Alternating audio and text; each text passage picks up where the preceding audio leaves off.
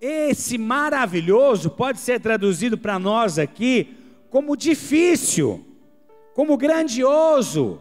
Haveria coisa difícil demais para Deus? Haveria algo grandioso demais, maravilhoso demais para Deus, o Criador? Essa é a resposta dele para Jeremias, que se via numa circunstância onde nem ele mais sabia o que estava fazendo. Nós seremos condenados, a Babilônia vai chegar. Ele mesmo estava profetizando que aquele período iria durar 70 anos, aquele cativeiro iria durar 7 décadas, e agora ele está ouvindo Deus mandando comprar uma terra que seria assolada. No questionamento de Jeremias, ao não entender a sequência dos fatos, ao não conseguir juntar todas as peças do quebra-cabeça, ele ali se questionando: será que o Senhor me trouxe até aqui para isso? Eu vou ter que viver essa vergonha, eu vou ter que viver essa derrota, é confuso demais para mim, me explica melhor. A resposta de Deus é: haveria situação demasiadamente maravilhosa para mim? Haveria algum caso impossível para mim? Haveria algum caso perdido para mim? Há algo em que eu não poderia trazer solução? Há alguma circunstância em que eu não possa trazer vitória, em que eu não possa reverter o quadro? E ainda, Deus promete no verso 44 desse mesmo capítulo, que um dia aquele povo retornaria à terra, os campos seriam comprados e vendidos, e a economia e a prosperidade seriam restauradas. Então o que Deus está pedindo para Jeremias fazer? Jeremias, a tua ação aqui, a tua obediência é profética. Ela está ilustrando a todo o povo algo que historicamente vai acontecer, porque eu tenho a história nas minhas mãos. Então estou determinando que vai haver um tempo de 70 anos onde vocês estarão cativos na Babilônia, mas depois desse período vocês vão voltar para essa terra, os terrenos vão voltar a ser comprados e vendidos, a terra vai prosperar, os campos vão prosperar, a economia vai ser outra, tudo aqui vai ser restaurado, Jeremias. Como muitas vezes acontece conosco, amados, Jeremias foi vencido por aquilo que ele viu ao seu redor, era maior do que ele. Só que quando Deus libera a sua palavra, a palavra de Deus, a palavra profética, a profecia, simplesmente invade as circunstâncias de Jeremias e de todo o povo. Porque independente da fase que você vive hoje, quando a palavra de Deus é liberada, quando a palavra de Deus é anunciada, quando a palavra de Deus é profetizada, essa palavra viva para você, invade o teu ser, invade a tua vida, invade a tua circunstância, e você passa a, como Jeremias, a não mais andar por vista, você passa a andar por uma visão, você passa a andar por uma palavra profética, você passa a andar por uma fotografia do futuro. Então aquele pedaço de terra que tem aparecido o pior negócio da vida de Jeremias, agora já parecia um pouco mais valioso, porque na pior das hipóteses, ele estava ilustrando o que Deus faria com o seu povo e toda a restauração que viria. O ato de fé de Jeremias, igreja, em comprar a propriedade e enterrar aquela escritura, teve grande significado, e esse ato nos ensina pelo menos 4 importantes princípios para a restauração. Se você crê, dá um glória a Deus forte e aplauda o Senhor Jesus.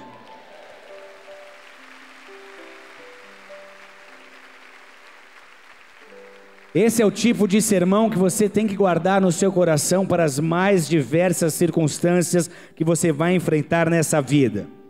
Sempre que houver necessidade de restauração, a partir de hoje você tem conhecimento e acesso a princípios bíblicos que, quando aplicados, não falham, trarão sobre a sua vida restauração. Em primeiro lugar, Jeremias, o profeta, amados, é bom avaliarmos com cuidado, conhecia o tempo em que vivia. Então diga em voz alta: Jeremias conhecia o tempo em que vivia. Em outras palavras, ele conseguiu discernir a cena histórica em que foi inserido. E o primeiro passo para alguém que quer ver restauração e que quer andar por fé, que quer andar por visão, é entender que apesar de nós não termos todas as respostas, uma das nossas maiores responsabilidades também é conseguir discernir o momento histórico em que Deus inseriu as nossas vidas. E ao avaliar esse cenário, fica muito mais fácil entender os porquês.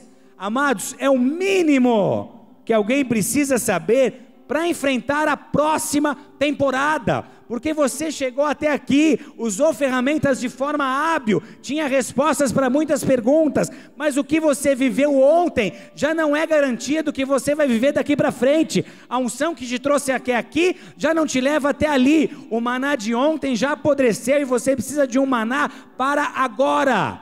Então, se você não entende o mundo em que está inserido e todas as circunstâncias espirituais por trás daquilo que você está vivendo, fica muito difícil para você manter essa chama acesa.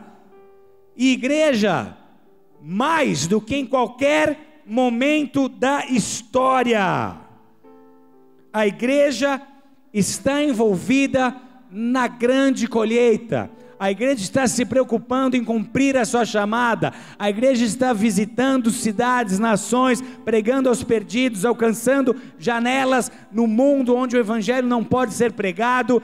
E esse avanço, amados, traz sobre ela um sofrimento e uma pressão de forças religiosas organizadas, e faz com que a igreja viva confrontos com forças demoníacas por detrás das crenças organizadas. Então, em outras palavras, você gostando ou não, entendendo ou não, você, ao aceitar Cristo Jesus e ao se dedicar ao Evangelho, se envolveu numa batalha, se envolveu numa guerra, e por trás desta batalha, por trás desta guerra, que não é ideológica, que não é midiática, mas é espiritual, estão principados, estão potestades, estão seres espirituais. Então, como discernir o mundo em que eu vivo e talvez por que esteja hoje enfrentando guerras que nunca enfrentei antes? Além disso, igreja, o governo nas nações está mudando drasticamente, e o que está acontecendo particularmente com o Brasil é algo que ninguém deveria ignorar. Nós estamos num ano de muitas definições para a nossa nação. Nós vivemos um tempo em que um evento, uma competição esportiva está para determinar o sucesso ou o fracasso político, social, econômico de um governo. E para os próximos anos, nós simplesmente não sabemos o que nós vamos viver. Talvez, igreja, sejam anos de recessão, talvez sejam dias de conflitos, e você, como cidadão do céu, tem que saber ler o tempo em que foi inserido, para saber exatamente que posição Deus espera que você tome. Se você crê nisso, dê um outro glória a Deus forte aí.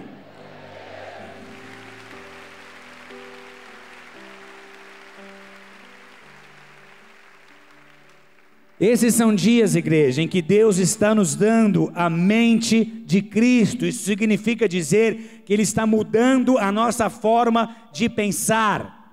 E o que eu quero dizer com Cristo mudando a nossa forma de pensar? Em primeiro lugar, eu quero dizer que Ele está nos ensinando a pensar profeticamente. Declare isso: pensar profeticamente. O que é pensar profeticamente? É pensar considerando a profecia, é pensar considerando a palavra de Deus em nós e sobre nós. Provérbios 29:18 diz que sem visão, sem profecia, o povo se corrompe, o povo se perde. Então vamos voltar à história de Jeremias e perceber que se Jeremias não tivesse recebido uma palavra profética, se a sua fé não fosse despertada por uma visão dada por Deus, ele não conseguiria enxergar nada além da destruição que viria, ele não conseguiria entender nada além daquele cativeiro que se aproximava. A palavra profética, igreja, como faz conosco, transformou a visão de Jeremias. Ela passou a ser o motivo que ele precisava para ir adiante, independente das ruínas ao seu redor.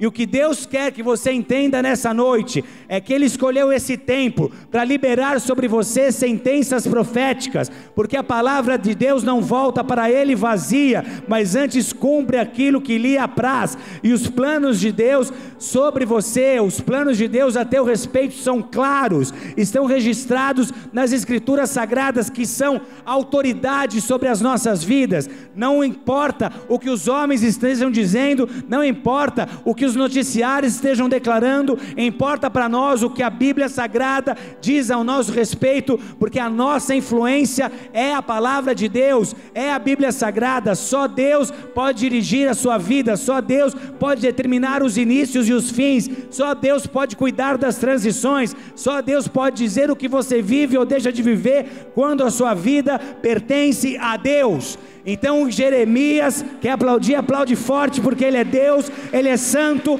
Ele é presente, Ele é um Deus vivo. Nós não estamos aqui atrás de religião, nós não estamos aqui atrás de teoria, nós estamos prostrados diante de um Deus que fala, diante de um Deus que se manifesta, diante de um Deus que se revela, e esse Deus está preparando a sua igreja para o tempo que ela há de enfrentar, para o tempo que ela há de viver. Se Jeremias não tivesse uma visão clara, a sua atitude teria sido outra. Facilmente ele seria influenciado pelas ruínas que lhe cercavam, mas por entender a profecia, por entender a visão, por ser ele mesmo um profeta, ele se deixa influenciar por algo maior do que ele foge do plano natural, ele entra num plano sobrenatural, ele escuta de Deus: não há nada demasiadamente grande para mim, e ele se lança com tudo que é, para descansar e confiar nessa verdade, sem fazer mais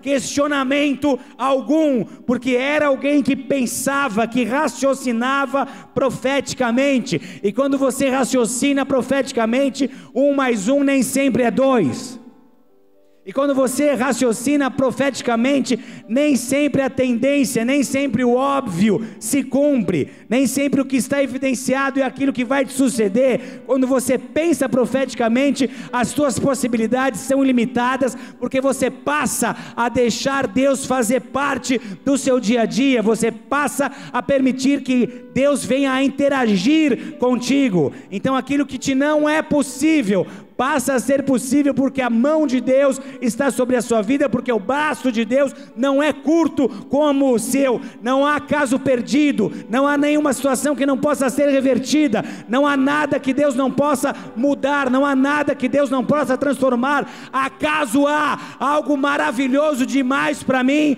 Acaso há algo grandioso demais para mim? Acaso há alguma dívida que eu não possa te ajudar a saldar? Acaso há algum relacionamento destruído que eu não posso ajudar a restaurar? Acaso há alguma família desestruturada que eu não possa restituir? Não há nada impossível a Deus, e não há nada impossível àquele que crê. Não há nada impossível àquele que crê. Essa não é uma declaração ufanista de um teólogo, de um pastor, de um líder empolgado com a realidade da fé evangélica, mas são palavras de Cristo Jesus. Nada será impossível ao que crê, nada será impossível ao que crê, nada será impossível ao que crê, nada será impossível ao que crê. E está na hora da igreja começar a entrar em novas dimensões de fé, porque a igreja começou a se acostumar com Deus que cura resfriado, cura gripe, mas não cura câncer. E o que Deus está dizendo é: igreja, aumenta o teu nível de fé, aumenta o teu nível de fé, aumenta o teu nível de fé, pois eu estou a realizar grandes coisas nesta nação, e Ele precisa da sua fé, Ele precisa que você creia, Ele precisa da fé da sua igreja.